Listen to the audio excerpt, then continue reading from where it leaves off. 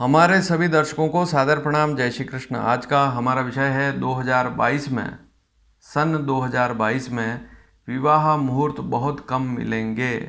विशेषकर यदि मार्च 2022, नवंबर 2022 या दिसंबर 2022 में आप विवाह का विचार कर रहे हैं, अपनी संतान का विवाह करना चाहते हैं, चाहे लड़का हो लड़की हो, तो इस वीडियो को पूरा ध्यान से देखें, क्योंकि मार्च 2022 में और नवंबर 2022 बल्कि दिसंबर में भी इक्के दुक्के मुहूर्त ही मिलेंगे 2022 में, बड़ी मुश्किल से। तो इस वीडियो को पूरा देखेंगे तो जागरूक हो जाएंगे।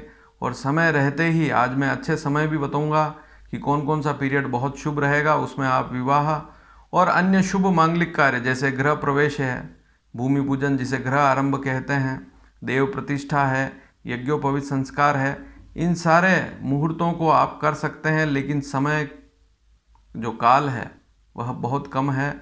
365 दिन एक साल में होते हैं, 12 महीने, लेकिन मुश्किल से 4 महीने भी शुभ नहीं हैं। 8 महीने से अधिक महीने ऐसे ही खाली जाएंगे, उनमें मुहूर्त नहीं मिलेंगे। तो इसको आप शुरू से समझ सकते हैं। इस वीडियो को छोटी सी जानकारी है, अधिक से अधिक शेयर करेंगे तो और भी लोग लाभान्वित होंगे। और नवंबर के भरोसे तो बिल्कुल भी ना रहें, मार्च 2022 के भरोसे और नवंबर 2022 के भरोसे तो बिल्कुल भी ना रहें। सबसे पहले तो आप यह समझ लें कि 1 जनवरी को साल लगता है, नव वर्ष प्रारंभ होता है। तो 14 जनवरी मकर संक्रांति होती है, उसके बाद ही शुभ मुहूर्त निकलते हैं। लेकिन इस वर्ष आप देखेंगे कि 14 जनवरी के बाद भी मुहूर्त नहीं है। मुहूर्त मिलेंगे 22 जनवरी के बाद। तो 14 जनवरी से लेकर 22 जनवरी तक इसके बीच में मुहूर्तों का अभाव रहेगा। उसका क्या कारण है? उसका कारण है, सबसे पहले आप तो यह जान लें कि साल में 2 खरमास होते हैं। 15 दिसंबर 2021 से 14 जनवरी 2022 तक धनु संक्रांति रहेगी, जिसे खरमास कहते हैं।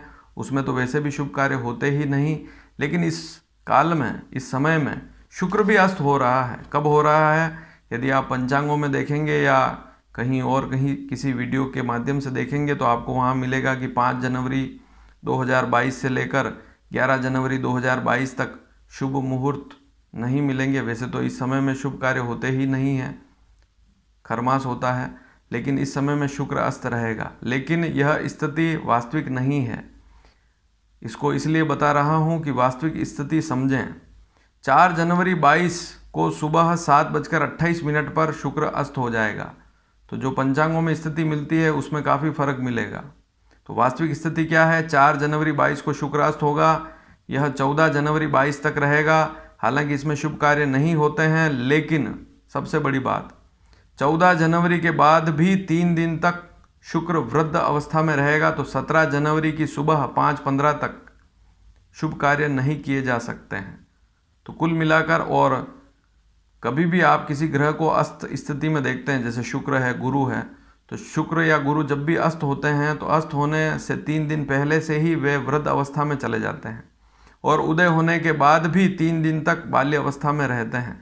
तो 4 जनवरी को शुक्र अस्त हो रहा है, तो 1 जनवरी से ही वह वृद्ध अवस्था में आ जाएगा। तो 1 जनवरी से लेकर 17 जनवरी तक तो शुभ मुहूर्त इस कारण से नहीं है। उसके बाद फिर 22 जनवरी से अच्छे मुहूर्त शुरू होंगे, वे केवल 19 फरवरी तक ही चलेंगे। क्यों चलेंगे? क्योंकि उसके बाद हो जाएगा गुरु अस्त। गुरु अस्त हो जाएगा तो शुभ कार्य वर्जित हो जाते हैं। शुक्र और गुरु अस्त में शुभ कार्य नहीं होते हैं। अस्त कब होते हैं? सूर्य के प्रभाव में आने से अस्त हो जाते हैं। शुक्र के लिए कहा है कि 9 या 10 डिग्री के लगभग हो, सूर्य के नज़दीक आ जाए।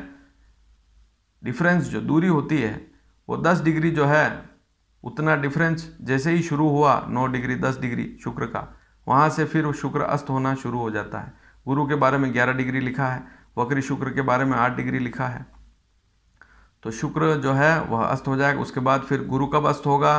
पंचांगों में आपको हो सकता है मिले 22 फरवरी 2022 से 23 मार्च 2022 तक। तो 22 फरवरी 22 से 23 मार्च 2022 तक गुरु अस्त रहेगा।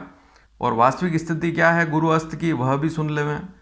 जो मेरी गणना के अनुसार है, 19 फरवरी 2022 को गुरु अस्त होगा सुबह 10:09 पर, और उसके बाद यह 20 मार्च 2022 को उदय होगा सुबह 8:30 तक। तो कहने का तात्पर्य यह हो गया कि 16 फरवरी 2022 को ही वृद्ध अवस्था में चला जाएगा। तो नियम से देखें तो 16 फरवरी से पहले ही शुभ मांगलिक कार्य करने चाहिए, उसके बाद वाले मुहूर्त उतने दम वाले नहीं हैं। और 20 मार्च 2022 को उदय होगा गुरु, तो उसके बाद फिर वापस 23 मार्च 2022 तक स्थिति सामान्य ही रहेगी, उसमें कोई शुभ मुहूर्त आपको नहीं मिलेंगे। और 23 मार्च के बाद भी मुहूर्त होते ही नहीं हैं, क्योंकि दूसरा खरमास कब लगता है वह स्थिति भी मैं आपको समझा देता हूँ। 14 मार्च 2022 से 14 अप्रैल 2022 तक मीन संक्रांति रहेगी। 2022 में लगभग यही समय रहता है हर वर्ष। तो 14 मार्च से लेकर 14 अप्रैल के बीच में किसी भी वर्ष, किसी भी साल में शुभ कार्य होते ही नहीं हैं, क्योंकि मीन खरमास होता है, मीन संक्रांति होती है। फिर मुहूर्त आएंगे आपको 14 मार्च से 14 अप्रैल मीन संक्रांति है, उसके बाद 14 अप्रैल से मुहूर्त आपको मिलेंगे। तो 14 अप्रैल से लेकर 10 जुलाई तक मुहूर्त चलेंगे। उसमें मेष संक्रांति, वृषभ संक्रांति और मिथुन संक्रांति, इन 3 संक्रांतियों में शुभ कार्य अवश्य होंगे। उसमें सारे मुहूर्त आएंगे, विवाह के अलावा दूसरे मुहूर्त भी आपको उस समय अवश्य मिलेंगे।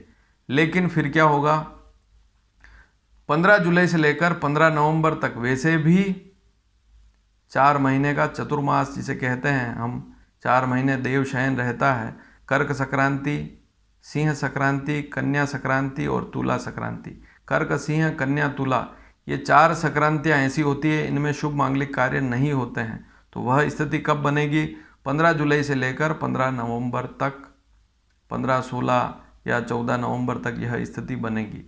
लेकिन नवंबर में 15 नवंबर के बाद भी शुभ मुहूर्त आपको नहीं मिलेंगे। उसका क्या कारण है? उसका कारण यह है कि 2022 में शुक्र भी अस्त हो जाएगा उस समय, नवंबर 2022 में। कब अस्त होगा?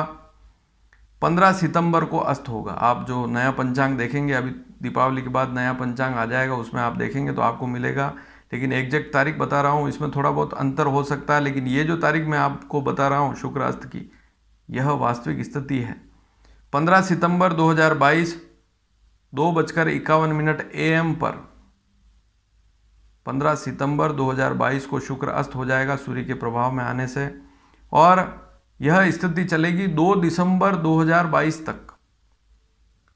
तो कितना लंबा पीरियड है, 15 सितंबर से 15 अक्टूबर, 15 अक्टूबर से 15 नवंबर, 2 महीने तो ये हो गया। फिर उसके ऊपर और तो 2.5 महीने तक यह अस्त अवस्था रहेगी, और फिर उसकी शुक्र की बाल्य अवस्था भी तो चलेगी।